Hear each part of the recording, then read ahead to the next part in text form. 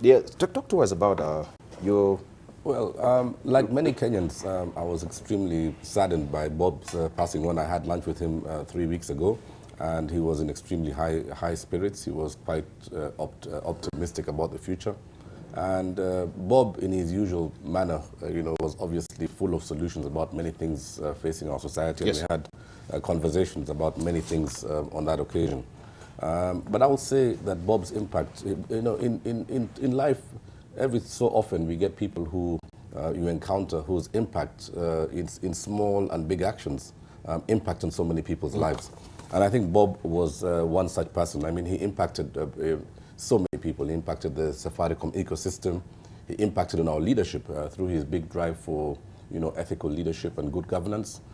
He impacted on the performing arts. I mean, he did so much for people in the artists, musicians, fine artists, Yes. and he provided them a platform to really develop their careers. And the last thing I'll say about Bob is that he had a really great ability to develop friendship. I mean, he was fiercely loyal to his friends, and I would say that really his demise is not just a loss to us in Kenya, to his family, but a loss to humanity. Yeah. Thank you so much. And we were also looking at the aspect of integrated reporting, because when you look at Bob Collymore, the issue of corporate governance was his legacy. I think he has been iconic in trying to leave a legacy of good corporate governance in this country. And this is an aspect of integrated reporting from the capital markets authorities. What do we call it?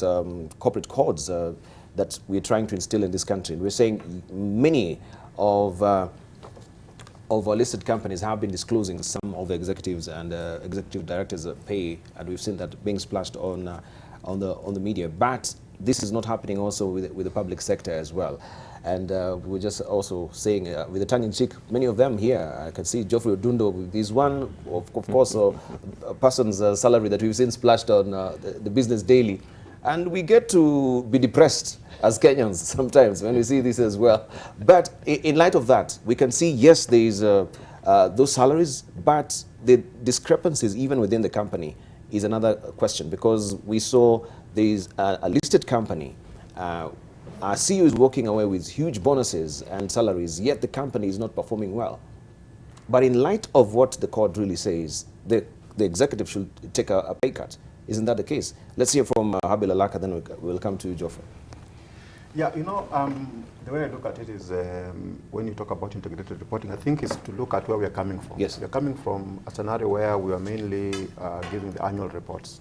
And the annual reports are driven by the financial reporting, which is what Polycarp mentioned about the profits.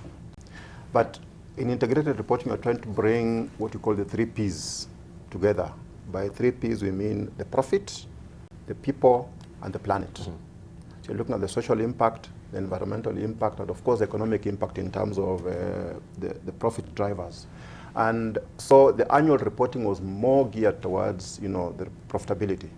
Now, you're trying to bring in integrated reporting where you're trying to look at the impact that the entity has, not only in terms of maintaining itself sustainably, economically in terms of profitability, but also in terms of ensuring that the environment is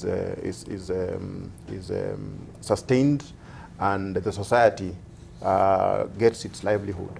And so, the integrated reporting is a clear way of trying to bring this to report that whole picture to the consumer, which is the public. And I think Bob lived with that. He's amongst the first who drove this integrated reporting. He started by giving the sustainability reports, and sustainability reports now most corporates are beginning to give out sustainability reports on an annual basis. And Bob was one of the first who led that route. And then one of the things I caught, there was a time when he was asked about his legacy. And he talked about, he looks at leaving a legacy not just in terms of shareholder value, but going beyond that to create a livelihood out there for people that endures over time. And I think he's looking at it not only from profit. Yes, profit is important. Shareholder return is important. But also, you've got an ecosystem. You've got people out there whose lives depend on you. You've got the environment that you've got to conserve to ensure that the future generations have got a better place to live in. And I think he's one guy who lived with that. All right, Geoffrey. Okay, about on the issue about integrated reporting, I think as the NSC and as capital market players, we have actually come up with a way of encouraging companies to do this, more from a voluntary perspective as opposed to enforcement.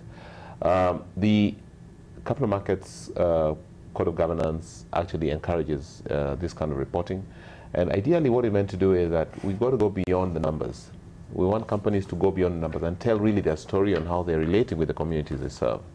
And we want to see organizations move from corporate social responsibility to corporate social investments and really have tangible things they talk about. And I'm really delighted that some of our companies have actually got thematic initiatives that they're running with, and very consistently. Polycarp alluded about the Wings to Fly program. I attended the launch of the Wings to Fly last year. And if you hear those stories and what they have done to really identify the poor of the poor and make these children go to Ivy League universities like Harvard, I mean, it was very, very moving. Look at Standard Chartered with the marathon and what it has to do to improving people's eyesight. The M-Pesa Foundation under Safaricom, a tangible school that exists. Cooperative Bank with what they're doing towards scholarships and things like this.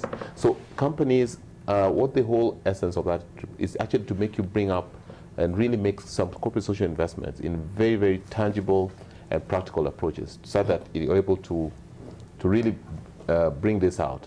And we've seen a very high correlative effect between integrated reporting and performance of these companies, and even performance of the shares. Because what happens, communities then tend to appreciate that this company is not just all about profit, but it's about us as well. We are stakeholders in this business. And that is one thing that I believe has driven the performance of these companies. I think the disclosures we make in those accounts, I think beyond just the salaries, and I must say I'm not among the top, so I also feel the way you feel.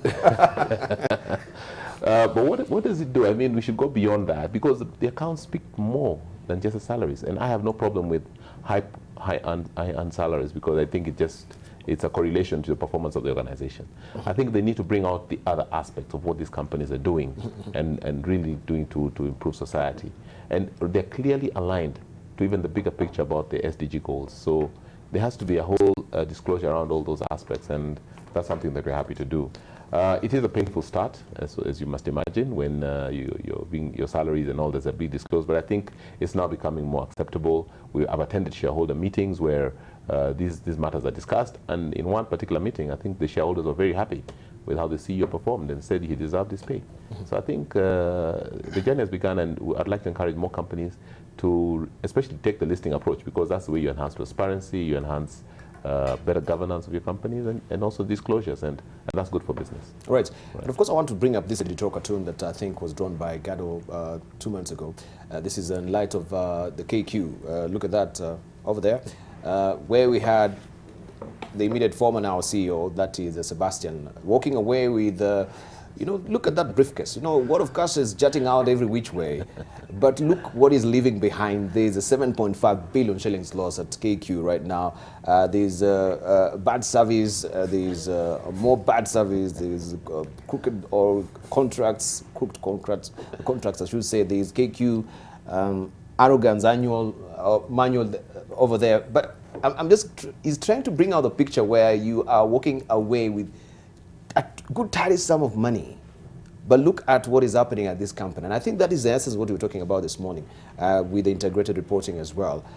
How then can this happen in light of the current capital markets, corporate codes? Because this is one of your listed company.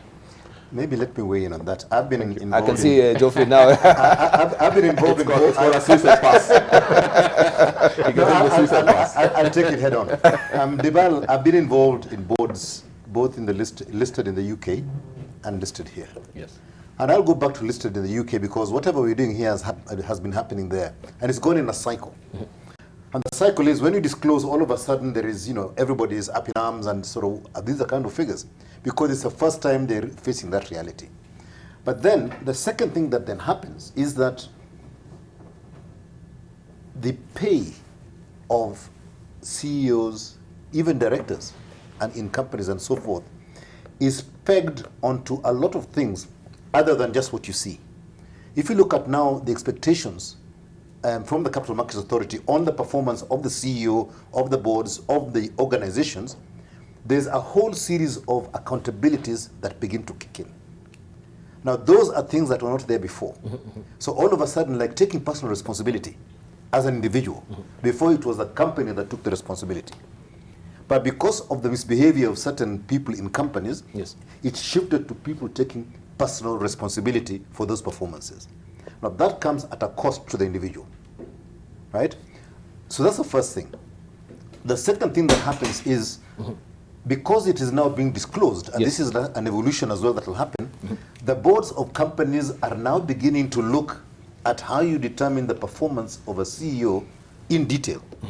So that at the end of the day, when it comes to questioning by the shareholder, you've actually got a matrix that says, this is what we asked them to do, this is what they've done. The third thing is, there is a historical, there is also the historical performance of the company, not just the instant when you're actually deciding that. So there is also the historical performance that builds up on the remuneration of the CEO and so forth. So I think rather than look at, like, for example, KQ at that point in time, look at KQ over the last 3 or 4 years. What has happened? They've gone through a restructuring, they've gone through a whole series of things.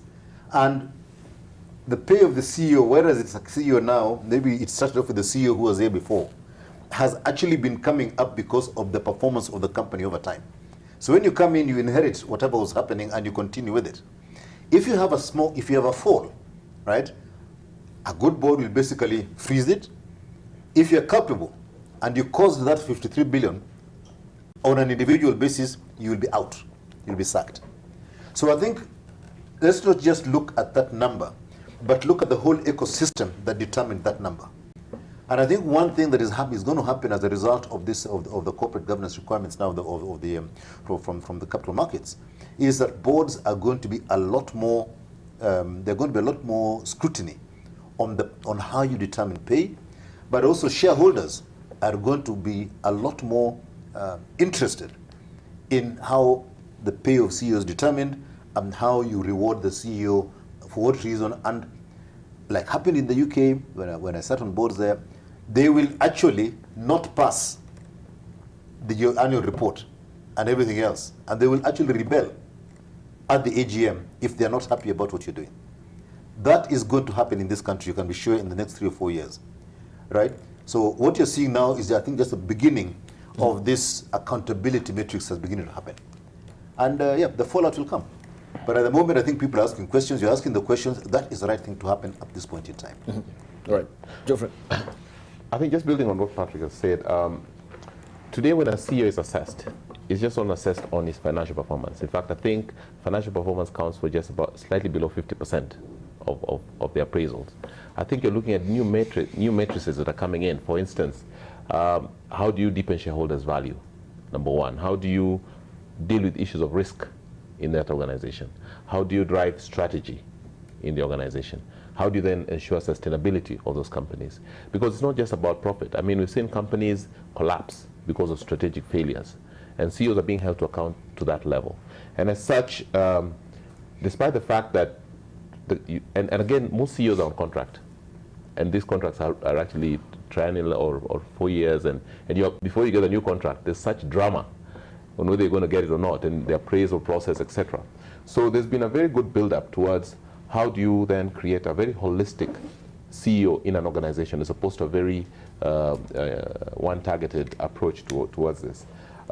Speaking about companies, especially companies that are going into distress, I think, as Obata said, when you come in as a CEO, you're actually taking over the existing situation. It's not that you're creating a new situation, and such. Sometimes the strategy doesn't work. And when disclosures happen, then CEOs are under an insurmountable amount of pressure to perform. And when they feel that, and when shareholders feel that the performance is not happening, then you actually face the early exit, and some just take it voluntarily, like when in certain cases. So I think disclosure is helping. It's helping to hold CEOs to account to a very high level. Annual shareholders meetings are just not rubber stamps anymore. They actually, another appraisal for CEOs, I've done 5 of these, and I can tell you it's not a very easy event because questions are asked, Shareholders are getting more informed. The financial literacy of shareholders is increasing. They're asking very, very highly relevant and technical questions. So I think it's a great improvement, and it's really helping to improve how businesses are run. All right. Let's say from Polycarp. I think this question of CEO remuneration. And where do they, because I can't hear also the pay cuts are coming into play. Okay. All of you are being mealy-mouthed about the pay cut when the company is not performing well. Because also for me, I need to get clarity from the courts. Where does the pay cut come into play? Is it when the company is not doing well? Also, the CEO should take a fair share of the loss through the salary cut, or where does it happen? Dibala, I've been a CEO for well over a decade now, and I can tell you, a CEO is just like you or any other person without all the whining. The CEO is a person who comes to the table only with solutions. He's the person who takes ultimate responsibility and ultimate consequences for the success or failure of the organization. That's simple as it is. And that person, therefore, their job is high risk, and it's simple economics: high risk, high return. That's the way it. And so, also to your point, you make a very valid point. There should also be a downside to what the CEO does. But more than anything else, I think the work of the CEO, the primary job is the customer. But because of overregulation and regulation overreach and many other things, today the CEO is seen as a back office person. He spends more time with lawyers and auditors, more than with customers. Because if you spend time with customers, and the ESCC as well, and of course, and if a customer loves you, no one will harm you. If you keep on spending time with the customer, you innovate, you learn, you grow more value, you expand shared prosperity, and that is the example we saw in a man like Bob Collymore. Nobody represented that more than anyone else. As when I watched him from the sidelines, when I had lunch with him, when I interacted with him, that is what you saw in the person. So I think but at the same time, the CEO is the person who reminds everybody their role. The shareholder invests in the employee. The employee invests in the customer. Then the customer rewards the shareholder. And if you try and short circuit that cycle, that's when you have trouble. Yeah, when shareholders, for instance, want to take more from the customer, the work of the CEO is also to tell the shareholder, wait a minute, this is customer. You can't take from the customer, and also the employee, you can't take from the customer, and that's my view on that subject. I think, and we need a lot more CEO types coming through the system. Right. Let's say from Habel and then also from Kiprono, then we wind up on the integrated reporting. Yeah, Deval, I think this issue is well depicted by the cartoon that you used to introduce. Yes. Where there is the picture that is painted about Kenya Airways, and then the picture that is painted about the CEO living with quite some handsome, reward. And I think there's an issue of perception and the reality on the ground. So the perception created there is that Kenya Airways has underperformed. It has destroyed shareholder value, and the CEO apparently is being rewarded for non-performance. But actually the reality on the ground is that if you look at where Kenya Airways was the time when the CEO came in, pick on a figure like even profitability, where it was when the CEO came in, and the point at which you are now measuring performance, you will see that it's a loss, yes, but it's a reduced loss. Yes. So in terms of his performance, he has actually improved performance and is being rewarded for the specific performance over that period, irrespective of the fact that you are still making a loss with the company.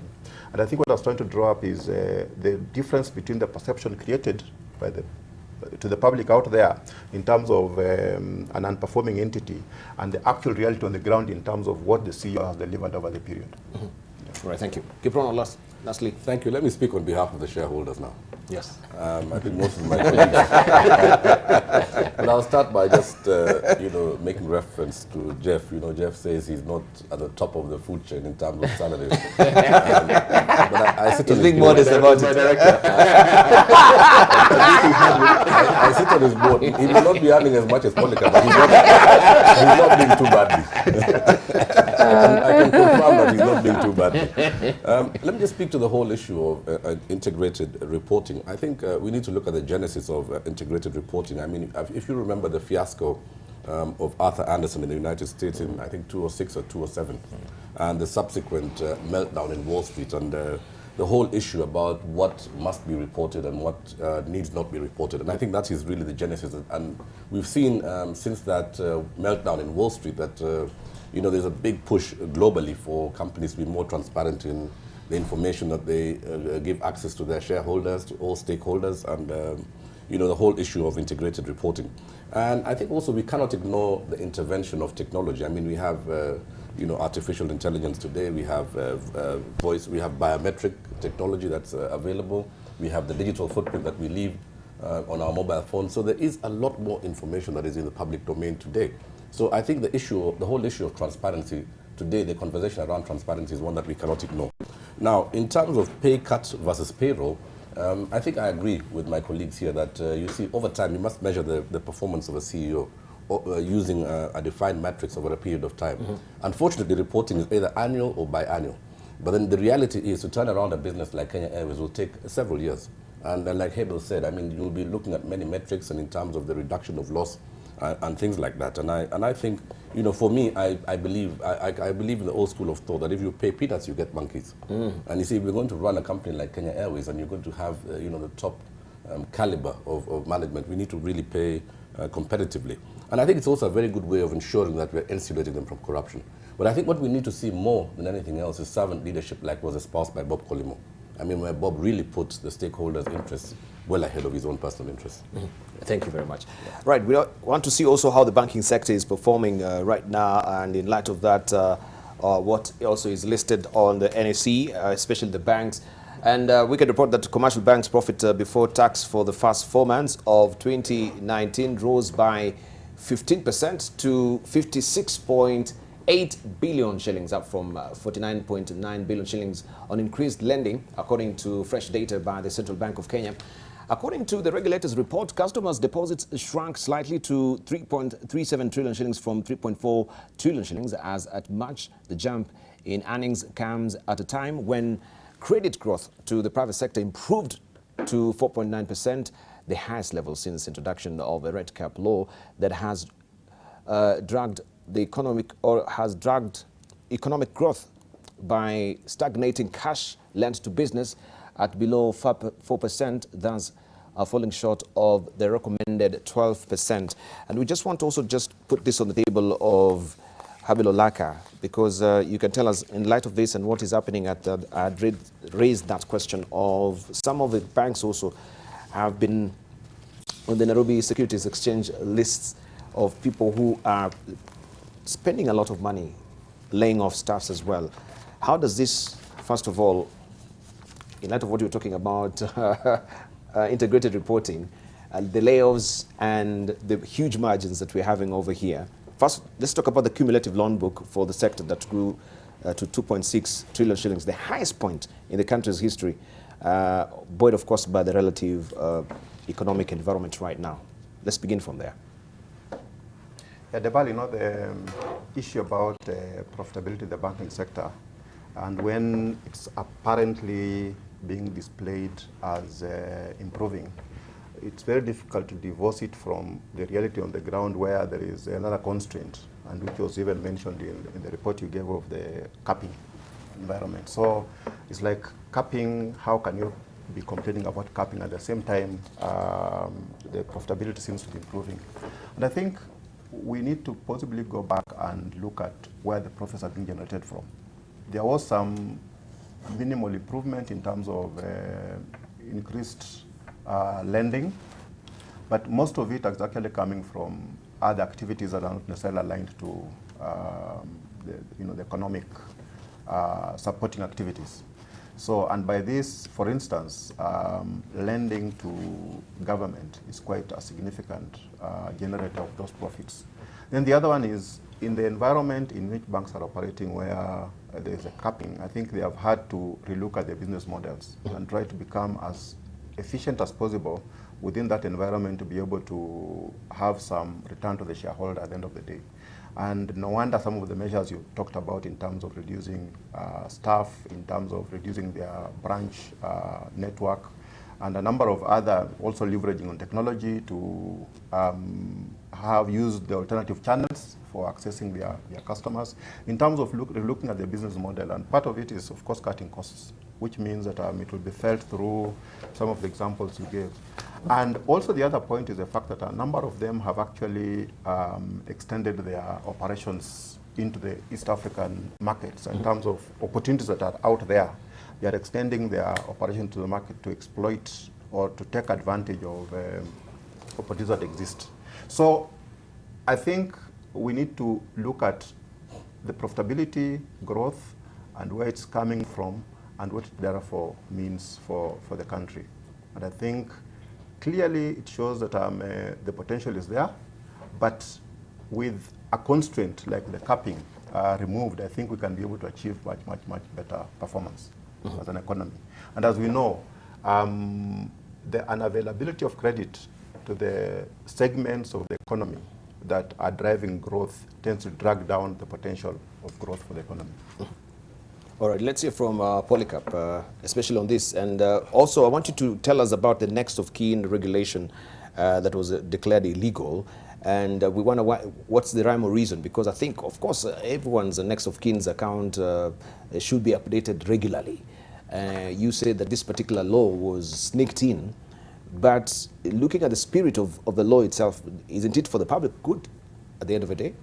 As you're kissing your joint, let's just hear from Polycarp on this. Thank you. Let me address myself to the question of profits. Please. You know, I'm one avowed evangelist of profits.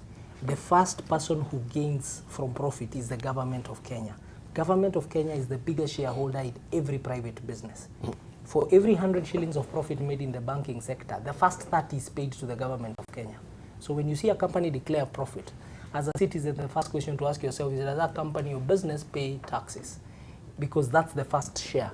Then, so profitability is a good thing. It helps shared prosperity. Yes. Right across for second people.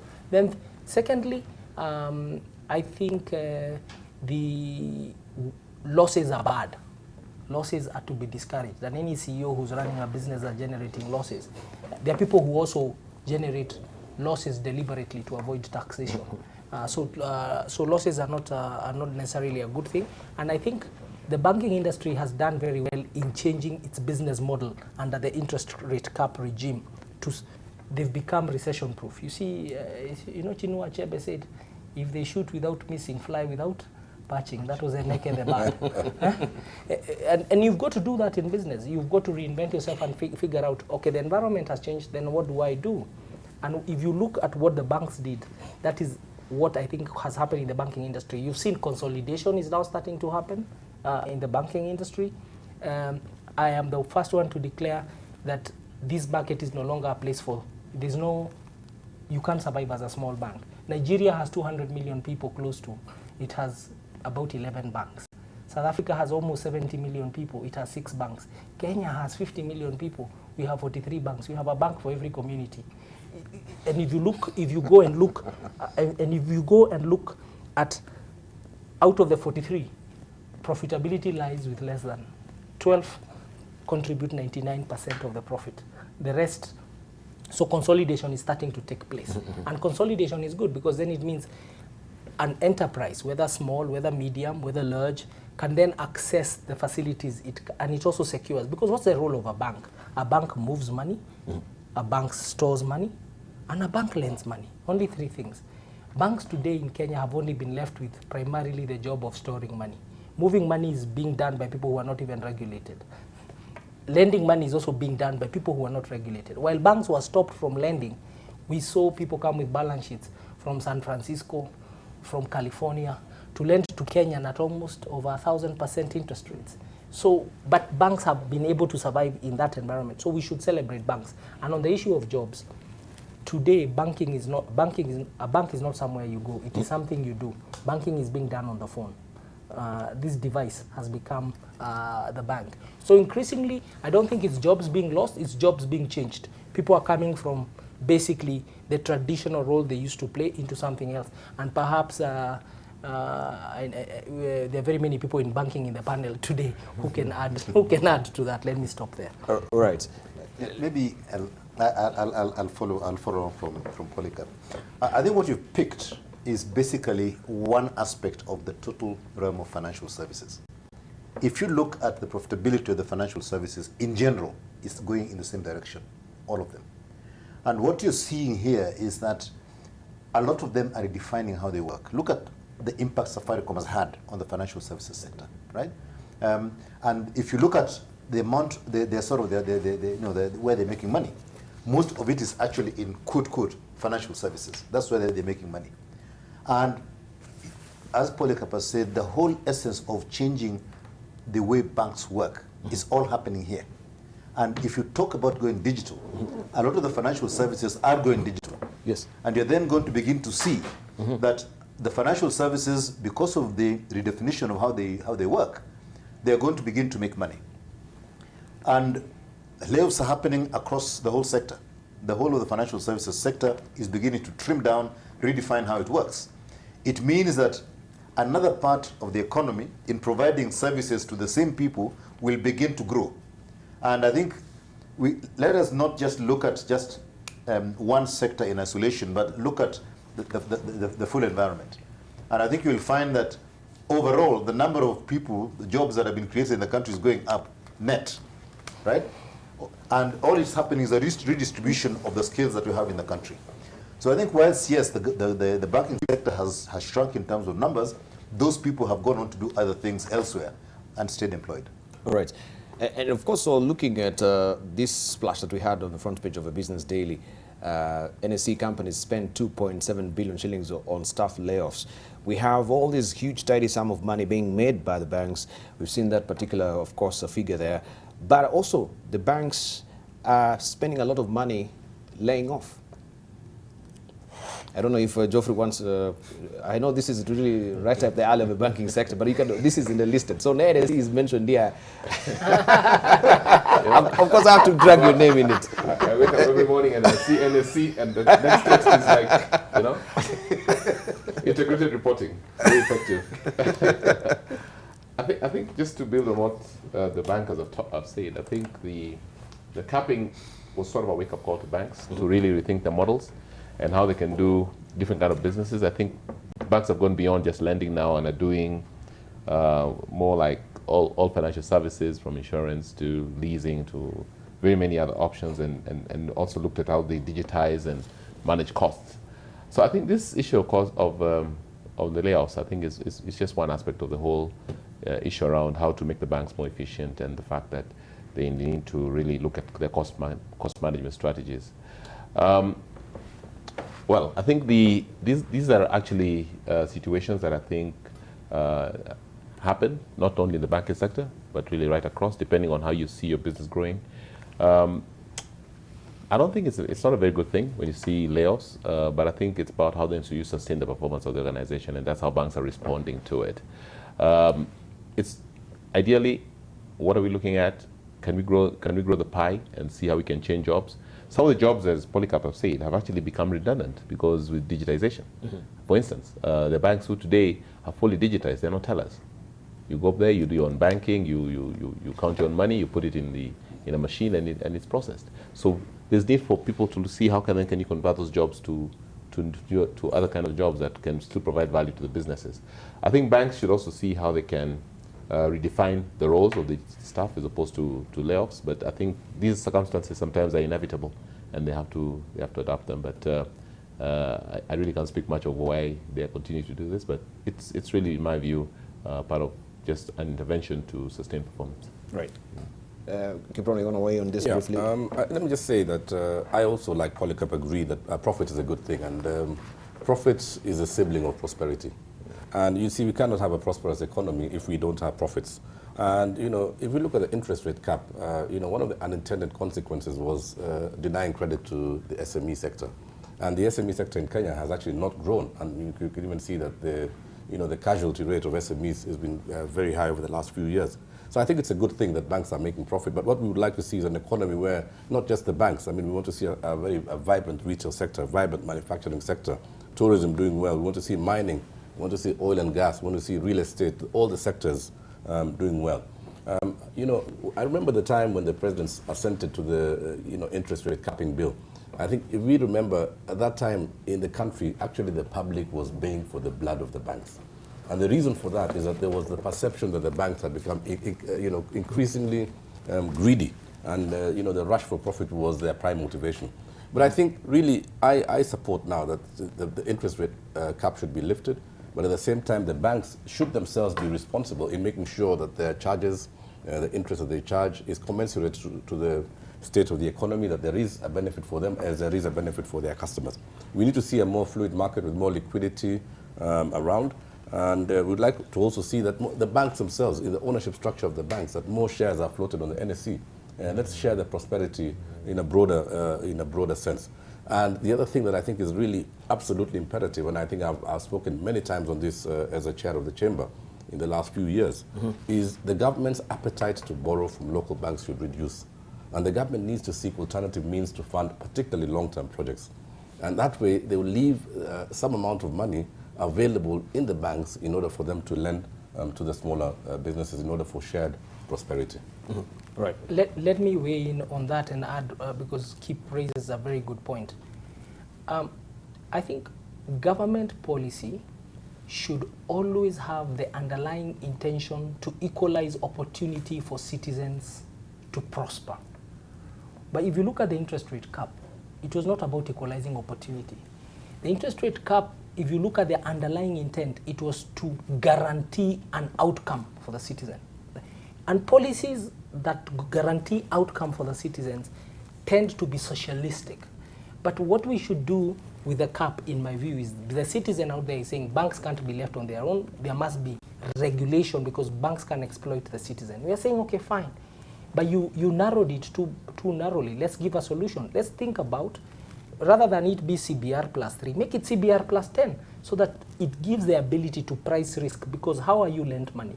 The only reason you lent money is, are you who you are? Do you have the ability to pay? And do you have the character to pay? And the character counts for a lot more than anything. When you put an interest rate cap, it's a nation saying we can vouch for the character of our citizens to pay their loans. And we're saying, wait, give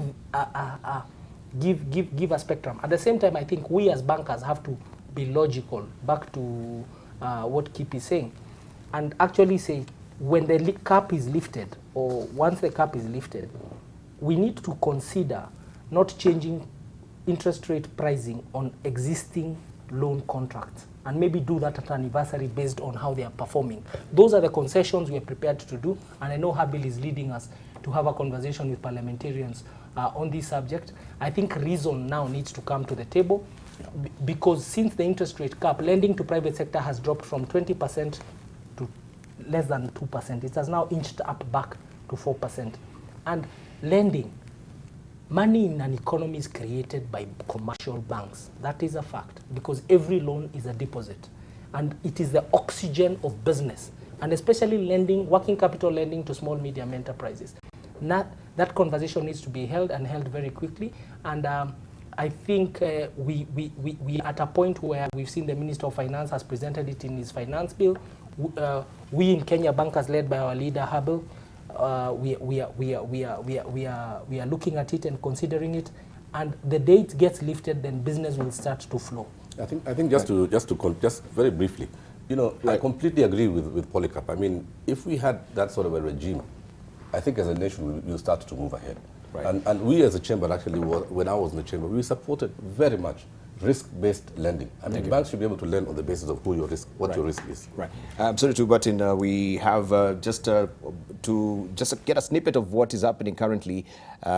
We'll just get back to the conversation where the Cabinet Secretary of Education, that is Magoha, is launching a task force that will be streamlining the CBC, that is the competence-based curriculum that has, of course, been in the public domain, a very ticklish issue right now. We just want to get a snippet of it, then we'll get back to the discussion much later. Let's just take it right now. You're not a member of NAT? Why not? I was assuming that all teachers belong to NAT, so it's not true. What about Kahindi Mule? Are you a member of KUPPET? Because the impression I get from where I stand is that all teachers belong to unions. So it is not so. No, sir. Oh, I see. It's very fresh. It's very refreshing, isn't it? Huh? It is a good challenge. So it is by choice. Very good. So the person we want is the teacher, because the constant is the child, isn't it? The person we want is the teacher, and the constant is the child. And the role of the parents, as you have seen here, Mr. Mayo, who has been working very well with us, this is now going to allow you to talk to your child as the child is training, isn't it? I also want to recognize and thank the role played by private schools, represented here by Leo Kasanga. It is important because the government's position is that there is no private child and there is no public child. There is a Kenyan child, and we shall serve that child without fear or favor. Let me just warn you as I close that this is going to be a challenging task, because as we move along, we have to keep on investing both our brain power, human resource capacity, and finances. And I would want you to remember the child. Anytime you have doubts in your mind, remember that child that is somewhere in the gutter, without a parent and without anybody to help except you yourself. If we ring-fence that child, everybody else will come on board. And if you take that going forward, then you shall succeed. Of course, nobody is saying everything is going to be perfect, but I think it is something that the government is going to manage through you. And finally, just to wish you well, and Professor Fatuma Chege, I think you have been, you are a deputy headmaster now. I have been headmaster for 10 years, and it is the same thing, except for us at the top, me and Chege, we don't have a difficult job. The ones who have a difficult job are the ones dealing with the smaller children. That's what I found out. Do you get the point? So greater honor should go to you. Professor Chege, I want to tell you that I'm not the type who can be forced to support something I don't believe in. And you can take that to the bank. I'm also not the type who you give reports and then I say, oh, thank you very much. I go to where the rubber touches the road. So I've been to the field, and I would encourage you occasionally to go and see yourself that this is actually working. I was at in your county. I've been to Kwale, I've been to Vihiga, I've been to Moiben, I've been to many places, and most of the times I go without announcing that I'm going. And you find our gallant teachers teaching this in grades 1 to 3. So the challenge I'm giving you is to show me where we are going between from that grade 3 to the university. Okay? May I now inaugurate this task force and wish you all the best and give you the documents which we have up to now. We have also decided on the date without your approval because time was short, we have decided that the 16th of August will be the national conference, which everybody is invited to. Thank you very much.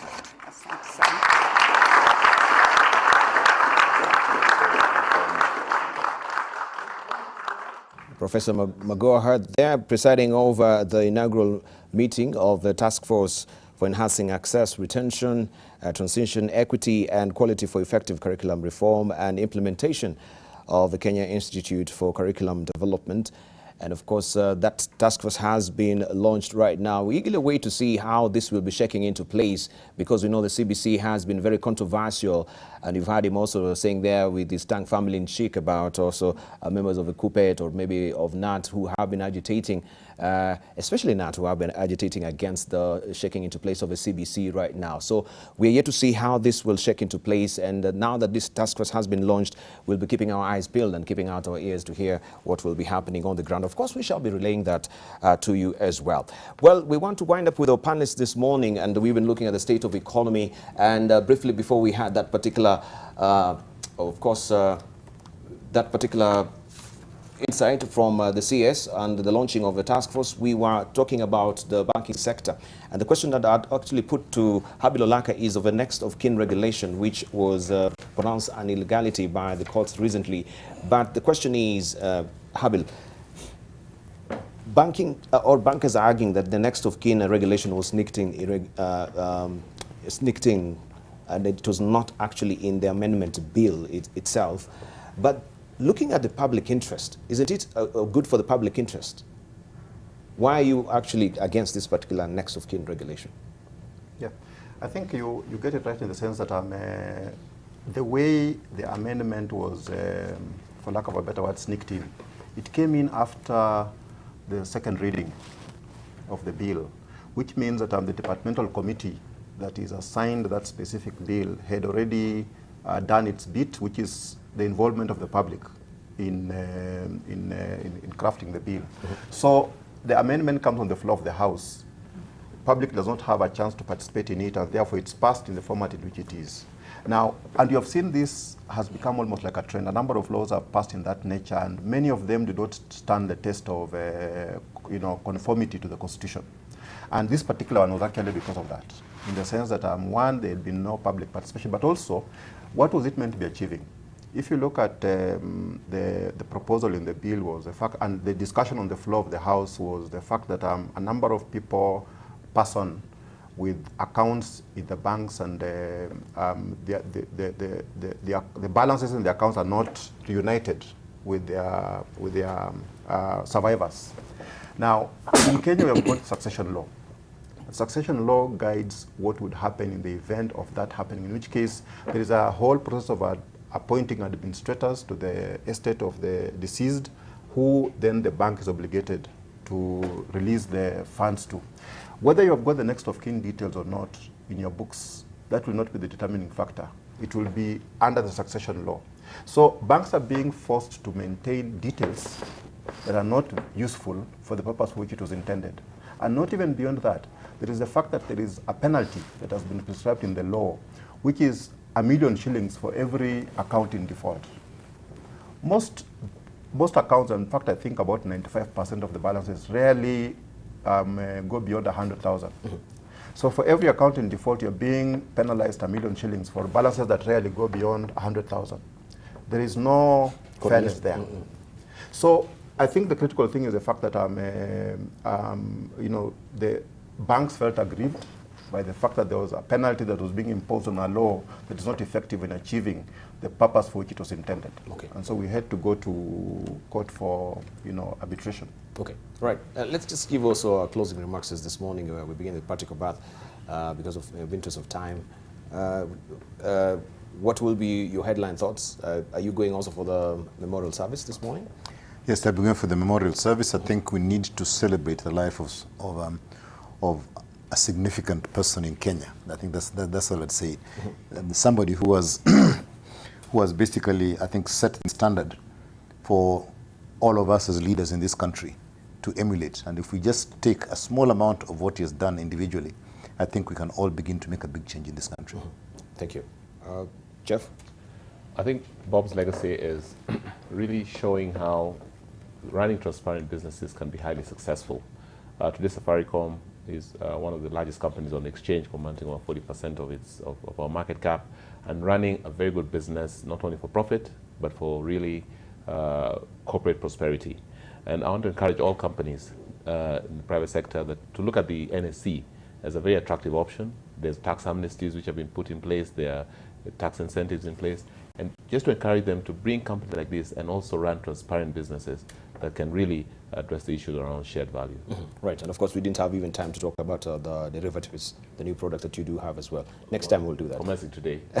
Commencing today. It, yeah. Thank you. Polycarp, your headline thoughts, please.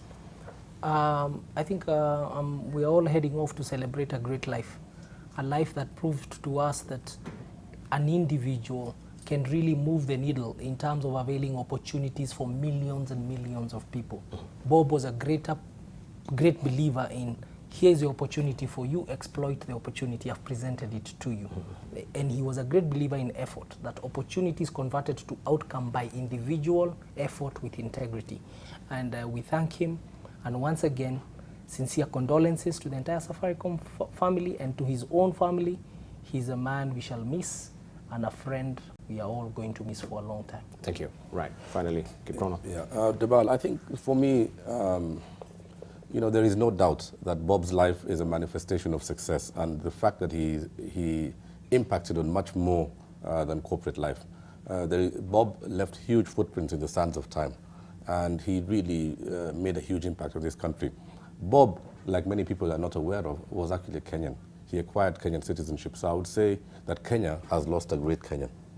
And he actually deliberately, I think you listened to what the Boys Club said last night, Bob actually purposed to end his life in Kenya. I mean, he could have been flown out to London, he could have flown to India, but he was so patriotic and he loved our country. And to Wamboi and to her children, to his son and daughter in the United Kingdom, his former wife, I really would like to extend my heartfelt and sincere condolence. And I think Bob's life really is a big challenge to our political leadership. I mean, he did prove that it is possible to lead and walk and lead by example and really practice what you preach. Right.